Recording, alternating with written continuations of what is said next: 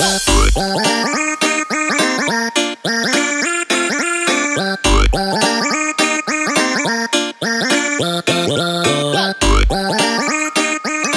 going on, everyone? Tech Me Out here, and I am happy to now be releasing a What's on My iPhone video. So this video has been highly requested, so without any further ado, enough with the ramble, and let's go ahead and get right on into it. Now, as you know, I'm not going to jump into the details of each individual tweak, but I will at least mention all that I have installed.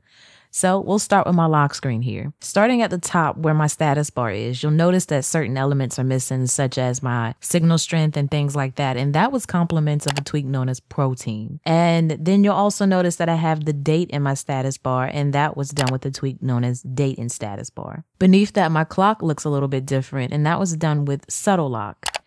And that's really it that I have done to my lock screen. For those of you that want this wallpaper and want to show your support and love for the channel, you can cop that at my Twitter page, which that link will be below, so you can go ahead and download that. Now, if I slide to the right, you'll notice my phone does this really cool transition, and that was with transition. So just keep in mind, if you're going to install that tweak, it does not apply this transition when you use Touch ID. It only does that transition when you actually type in your passcode. Which brings me to the next thing of discussion, my passcode screen. So as you can see, my numbers to me look a little bit cleaner. It's a better overall look. So I use Sleek Code to achieve this. And that is really all I've done to this area of my phone. So let's go ahead and jump right on in. So this beautiful home screen, for all of you that are interested in this theme, it's called the Years. And for those of you that are curious how I got my icons so small, that was with Spring Tomas 3. So I adjusted the size of my icons to maybe about, I think, 50, 70, 60%. I know that's a broad range, but I'll probably put in the video what it actually was. And I also adjusted my columns and rows so that it gave me more of what I like to consider an iPhone 6 Plus type look and feel, because I was able to get more icons on this screen. If I slide over to the right, you can see that my icons on my folders look a little bit different. That was with Folder Enhancer. I basically changed the layout to a 1x1 layout for the icons for the folder. And the neat thing is, whatever you list as the first icon in the folder will be the icon for the folder. So I thought that was pretty cool. I forgot to mention as well, Spring Tomas 3 got rid of my labels beneath my icons, for those that are wondering how I did that. So another tweak I have installed is Apex 2. If I slide down on an icon such as YouTube here, it reveals another application that's hidden behind it. So I like to call this little effect hidden folders, but in essence, what it's doing is hiding icons behind an icon. So I have it in a couple places. I have it there, and also if I swipe up on Safari, you'll see that I have my Mailbox app, but that's the gist of Apex 2. And sliding up from the bottom of my screen, my control center is customized. I used a couple of things to get this look. One being CC scale to make my icons in there smaller. I also have flip launch or flip switch, I believe. The correct name will be annotated in the video, but I use that tweak to change which icons are listed here for my toggles. So I have toggles to do things that aren't typically there, like respringing my device, even turning the preview for my notifications on and off, which is pretty nice because sometimes you want a little bit more privacy for your previews that come up with your messages, and other times you're in a setting where you don't mind. So it's nice to be able to turn that feature off and on simply from my control center. And then I also have another tweak installed called Dim, which dims my screen down lower than it typically would go, which is very convenient when you're in dark settings like a movie theater or maybe a club or a bar. You want to use your phone, but your phone even turned all the way down is still a bit too bright. Definitely check out Dim. It'll allow you to take your device brightness down significantly. But for the most part, those are the tweaks that I have installed in Control Center that are not there by default. So for the most part, that's really all I have. Something else I'd like to mention about the Years theme, it will blur your wallpaper. So if you go into Winterboard, you can choose a setting within Winterboard for it to go ahead and just blur your wallpaper, so you don't have to use an additional app to get that little blurred wallpaper effect. It just happens with a Years theme, which is very, very nice. So I'm going to go into my settings. Now, a tweak I have installed here in my settings is Preference Organizer 2. It's pretty nice because it puts your applications that are typically a long list in here into folders. And it does it for you, so you don't have to manually do it. It just sorts it all by what it feels should be in a category. So it knew what my tweaks were, it knew what my Apple apps were, and it put them in those folders. I didn't make those. So it gives you a cleaner look for your settings, and it also makes it, to me, easier to find things.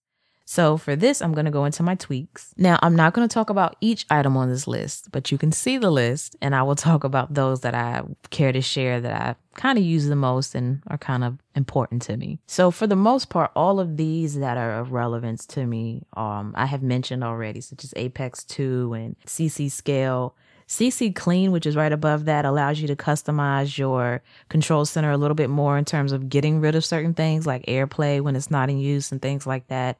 All of that can be done with CC Clean. So I'm going to slide up a little bit. Another cool one is Dath Banners Lite.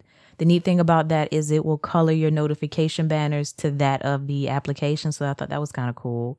We talked about dim. Flip Control Center, that's what we were talking about in reference to having custom icons in your control center. We talked about Folder Enhancer, Forecast for your lock screen to put the weather up there. Groovy Lock to customize your lock screen. I was using that a lot at first, but then I kind of just went back to the stock look. But a tweak I would like to talk about is HUD Customizer in this list. So another one on this list I really like is HUD Customizer. And I love that particular tweak because it gives you a very discrete volume HUD. So as you can see, my volume HUD is not a little ugly square taking up space in the middle of what I'm trying to look at. It's a very discrete, colorful bar up here at the top beneath my clock indicating how loud the volume is. So I absolutely love that.